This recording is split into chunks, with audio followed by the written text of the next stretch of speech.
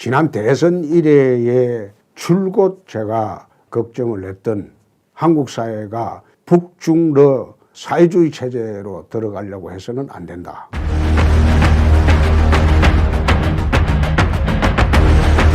지난 70년 동안 한국 사회에 번영을 안겨다 주었던 한미일 자유주의 동맹을 깨고 북중러 사회주의 체제로 들어가려고 해서는 안 된다. 문 정권이 탄생이 되게 되면 나라의 방향이 한미일 자유주의 동맹 체제를 깨고 북중러 사회주의 동맹 체제로 들어가려고 할 것이다. 그렇게 되면 지난 70년 동안 대한민국의 번영을 이루어왔던 자유주의 동맹, 한미일 자유주의 동맹은 위토롭게 되고 우리나라는 정치, 경제, 사회, 문화 모든 전반의 문제가 공경에 처할 것이다. 내가 그렇게 2년 전에 대선 때부터 예측을 했고 주장을 해왔습니다. 그게 이제 현실화되고 있습니다. 마지막 퍼즐을 맞추는 것이 김정은이가 푸틴을 만나러 러시아를 갔고 또 푸틴의 접근이 문 대통령 만나기 위해서 한국에 온다는 겁니다. 그래서 이렇게 해서 한국 사회가 한미일 자유주의 동맹에서 북중러 사회주의 동맹으로 편입하려고 시도를 하게 되면 한국은 정치 면에서, 경제 면에서, 외교 면에서, 나라 전체 안위에서도 참으로 어려운 사태가 올 것입니다. 그래서 온 국민들이 이제는 이러한 문 정권의 북중러 사회주의 동맹 체제로 들어가려고 하는 것을 막아야 됩니다. 막으려면 어떻게 해야 되겠습니까? 제일 먼저 이 사람들이 지금 시도하는 게 내년에는 개헌일 겁니다. 사회주의로 헌법체제를 개헌하고 또 나선 단계의 연방제를 준비하기 위해서 헌법체제를 바꾸려고 할 겁니다. 헌법체제를 바꾸려면 어떻게 해야 됩니까? 국회의원 3분의 2 동의가 있어야죠.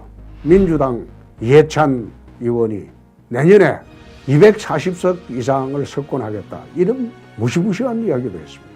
그런데 이 제도로는 240석 이상을 자기들이 하기 어렵습니다. 그러다 보니까 국회에서 선거법 협상이 안 되니까 패스트 트랙으로 강제로 선거의 룰도 바꾸고 그렇게 해서 내년에 좌파 연대가 180석 이상 의석을 차지할 수 있도록 지금 준비를 하고 있는 겁니다. 거듭 말씀드립니다. 경제가 트리플 악재로 나락에 떨어지고 있습니다. 대외 신인도도 떨어지고 무역도 감소를 하고 국내의 모든 경기도 침체 국면으로 들어가고 있습니다. 그런데 이 사람들은 오로지 자기들의 마지막 퍼즐인 사회주의 헌법 개정과 낮은 단계의 연방제로만 돌진을 하고 있습니다. 국민들이 이걸 아시고 자유한국당이 저지하고 있는 선거구제 협상안 반대를 꼭 지지해 주실 것을 부탁 말씀을 드립니다. 지금 국회에서 난타전을 벌이고 있는 준연동형 비례대표제 이것이 무엇인가?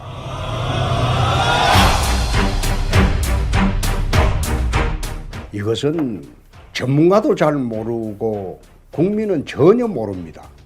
얼마 전에 정치개혁특위위원장을 하고 있는 심상정 의원도 국민은 몰라도 된다. 또 여당 대표도 이 제도를 잘 모르고 있습니다. 그런데 왜 국민을 몰라도 되고 전문가도 잘 모르는 이런 선거제도를 강제로 통과시키려고 하느냐? 그것은 오늘 내가 간단하게 한번 예를 들어서 설명을 하도록 하겠습니다. 결론적으로 지금 좌파 연대에서 추진하고 있는 이 연동제, 준연동형 비례대표제라고 하죠. 이 제도는 민의에 반하는 그런 제도입니다. 내년 총선에서 만약 어느 정당이 120석을 지역구에서 획득을 하고 또 정당 득표율이 40%라고 가정을 한번 해봅시다.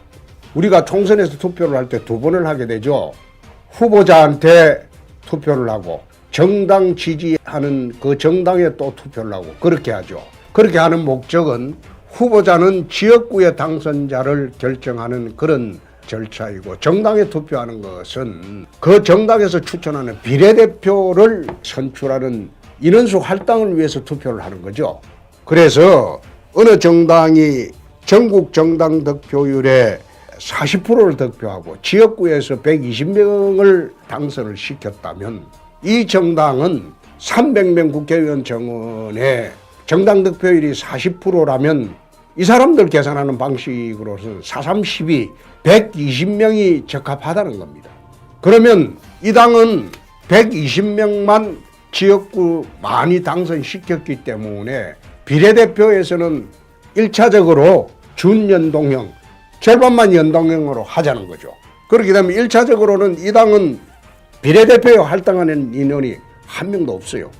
자기들이 내놓는 대로 지역구 225명, 비례대표 75명 이렇게 할 때 1차적으로 이 당이 배분받는 비례대표는 제로입니다. 그리고 1차적으로는 제로가 되지만 나머지 2차적으로 배분받는 데는 원래 득표율에서 이제 배분을 하자는 겁니다. 이렇게 되면 이 정당이 지역구에서 120석을 하고 전국 정당 득표율이 40%일 때 제대로 받으려면 어떻게 되느냐? 지금의 제도대로 한다면 120석에서 40%의 정당 득표율이 있으니까 거기에 75석을 곱하게 되면 30명이 나오게 되죠. 그렇게 되면 120석에서 30석을 더하게 되면 150석이 되죠. 그런데 만약 저들이 주장하는 대로 준연동형 비례대표제로 하면 1차적으로 절반을 배분할 때는 배분당할 자격이 없어지고 2차로 배분할 때 14석만 배분을 받게 됩니다. 그렇게 되면 이 당이 배분받는 것은 134석입니다. 그렇게 되면 이 당이 손해보는 것은 16석을 손해를 보게 되는 것이죠. 반대로 군소정당, 정의당이나 바른미래당 이런 데 같은 경우에 지역구에서 한 석의 당선자를 못 내고 전국 정당 득표율이 10%에 이르렀다면 우선 배분을 받는 게 10%를 얻었기 때문에 원래 받아야 할 의석수는 30석이라는 겁니다. 300명의 10%니까 30석이죠. 그래서 이 사람들은 30석 중에서 이제 전부 받아야 되는데 준연동형으로 하자고 하니까 절반만 연동형으로 한다 그 뜻에서 절반 15석을 우선 배분 받게 되는 겁니다. 그리고 2차적으로 배분할 때도 득표율의 비율을 해서 배분을 받게 되면 3.5석을 배분을 받는데 결국은 이 당은 지역구에 한 명이 없어도 10% 득표를 정당 대표를 하게 되면 18.5석으로 거의 교섭단체 수준으로 올라갈 수가 있다. 그런 제도가 쉽게 말하면 준연동형 비례대표제입니다. 만약 자유한국당에서 TK에서 석권을 내버리면 TK 몫의 비례대표는 제로가 되는 것이죠. 또 이들이 추구하는 것이 TK, PK, 충청, 수도권, 호남 이래가지고 권역별로 또 나눈다는 겁니다. 한 당에서 그 지역을 석권해버리면 그 지역의 비례대표는 말하자면 그 당은 제로가 되는 것이죠. 호남에서 민주당이 석권을 하면 민주당은 비례대표가 제로가 되지만 거기에 있는 민평당과 그 다음에 정의당이 거의 비례대표를 나눠 먹게 되고 호남에서 자유한국당 비례대표로 올 확률은 한 석도 될까 말까 하죠. 결국 그렇게 된다면 국민의 의사가 우리가 보통 투표를 할 때 후보자와 정당을 보고 공천받은 사람에게 투표를 하고 두 번째는 순수하게 그 정당을 보고 투표를 하게 됩니다. 그렇게 되면 왜 지금 제도가 두 번의 투표 행위를 하느냐? 후보자한테 투표하고 정당에 투표하고 후보자는 후보자도 보지만은 정당도 보는 그런 이중적인 성격이 있죠. 그러나 정당 투표는 순수 그 정당만 보고 하는 투표죠. 그러면 후보자가 당선 여부는 후보자의 역량이 크게 좌우될 겁니다. 그러나 순수 정당 투표는 이거는 비례대표를 민의에 따라서 산정하기 위한 그런 투표죠. 그래서 40%를 정당 지지율을 받았다면 그 비례대표는 그 정당의 지지율에 비례해서 산정이 되어야 하는데 그 정당의 지지율과 상관없이 투표한 지역구 투표도 포함해서 전부 산정을 하자. 그래 되면 지역구에서 당선 많이 시킨 정당은 비례대표 배분에서 손해를 보게 되고 민의에 어긋나는 그런 제도가 됩니다. 나는 어떻게 이런 희한한 제도를 생각하게 되었나? 그것은 좌파 연대가 합작을 해서 내년 총선에서 3분의 1을 얻으려고 하는 그런 획책에서 비롯되었다. 결국 민평당이나 바른미래당이나 그리고 정의당은 그 당들은 결국은 민주당에 같이 합세할 수밖에 없는 정당들입니다. 그렇기 때문에 민주당과 그 위성정당들이 전부 합치면 이 제도를 통하면 3분의 2를 국회를 차지할 수 있다. 그렇게 해서 사회주의 공화국으로 개헌을 시도하고 낮은 단계 연방제로 가려고 한다. 그것이 이 엉터리 같은 민의에 반하는 이런 엉터리 제도를 막아야 하는 절체절명의 순간이다. 나는 그런 생각을 하고 있습니다. 저들의 책략은 분명합니다. 이 제도를 통해서 민의에 어긋나게 선거를 치르고 그리고 그걸 바탕으로 사회주의 개헌을 하고 그리고 낮은 단계의 연방제로 가는 것이 저들의 최종 목표이기 때문에 어떤 희생을 무릅쓰고라도 이 제도는 막아야 한다. 다시 한번 말씀을 드립니다. 민생도 물론 중요합니다. 그러나 더욱더 중요한 것은 나라의 골격을 바꾸고 체제를 사회주의 체제로 몰고 가려고 하는 저들의 책략을 깨부수는 것이 더 중요하다. 그걸 지켜야만이 민생이 있고 그걸 지켜야만이 자유 대한민국이 있다. 그런 생각을 갖습니다. 최근에 화폐개혁 문제가 또 화제가 되고 있습니다.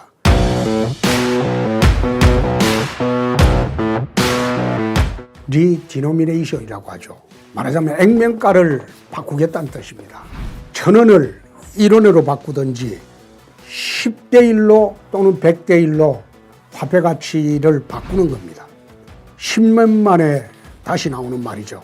이주열 한국은행 총재께서 3월 국회 답변에서 리디노미네이션을 논의할 때가 되었다. 이런 말씀을 하고 난 뒤부터 여기에 대한 논의가 불붙고 있습니다. 그러나 한국은행과 정부 모두 지금은 추진할 계획이 없다. 검토한 적이 없다. 이렇게 발을 빼고 있지만은 민주당 의원들은 국회 공청회를 계획하고 있고 언론도 계속 그 필요성을 강조하고 있습니다. 왜 그러냐? 요즘은 조 단위를 넘어서도 경 단위까지 계산을 해야 되는 그런 불편이 생겨버렸어요. 또 지금 이것을 왜 해야 되느냐?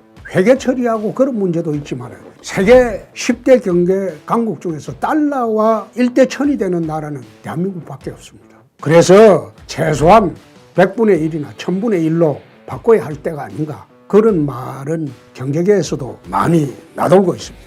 그러면 이를 바꾸는 절차가 어떻게 해야 대한민국 경제에 혼란이 없느냐.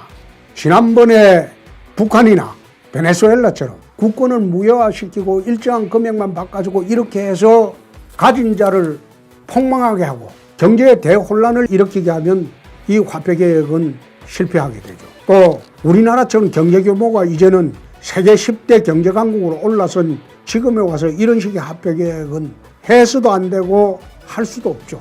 만약 하더라도 이런 화폐개혁을 하지 말고 정말로 제대로 하려면 유럽식으로 하자는 겁니다. 유럽이 경제통합을 하면서 각국의 유로화를 쓰게 되었습니다. 그때는 자국화폐를 무제한적으로 거의 10년 동안 바꿔주는 절차를 하기로 했습니다. 그리고 10년 동안 신권과 국권을 동시에 쓰게 하였죠. 그러나 10년이 너무 길다면 1, 2년만이라도 동시에 쓰게 하면서 우선 익명성을 보장을 해야 되고 금액에 제한이 없어야 되고 그리고 지하자금을 양성화시킨다는 명목으로 탈세를 조사를 하거나 이렇게 해서도 안 되죠. 그래 하면 정말로 경제가 어려워지죠. 그래서 이 리디노미네이션은 명목 단위의 화폐만 바꾸는 말 그대로 리디노미네이션이 될 수 있도록 화폐 개환의 자율성을 보장해주고 그렇게 함으로써 또 나라 경제를 살릴 수 있는 그런 이중 효과를 거둘 수 있도록 해야지 소위 좌파 진영에서 주장하듯이 지하경제로 돼 있는 돈은 사실상 국고 환수하는 식으로 일정한 금액을 제한해버리고 그렇게 해서 돈을 빼앗아버리는 그런 식의 정책을 취하게 되면 대한민국 경제는 대혼란으로 갈 겁니다. 가진 자들이 달러로 바꾸게 되고 또 투자를 소홀하게 되고 지금부터라도 어떤 식으로든 현금화해서 또 달러로 현금화해서 해외 유출을 시도를 하게 될 겁니다. 그래서 리디노미네이션 이것은 이승만 정부 때 1953년도에 100대 1로 한번 원을 환으로 바꾼 일도 있었죠. 또 1962년도에 다시 박정희 대통령 때 5.16 혁명 나고 난 뒤에 10대 1로 환을 또 원으로 바꾼 일이 있었죠. 그래서 이번에 리디노미네이션을 하더라도 이제는 나라 경제 규모가 커진 만큼 자유 경제 체제에 맞게 무제한적으로 국권과 신권을 교환해주고 그리고 지하자금에 대한 탈세 조사 없이 경제가 원활히 진행될 수 있도록 하는 것이 좋겠다. 그런 말씀을 오늘 드립니다. 지금 국회에서는 소위 선거구제 변경에 관한 패스트트랙 그 문제를 가지고 여야가 극한 대치를 하고 있습니다.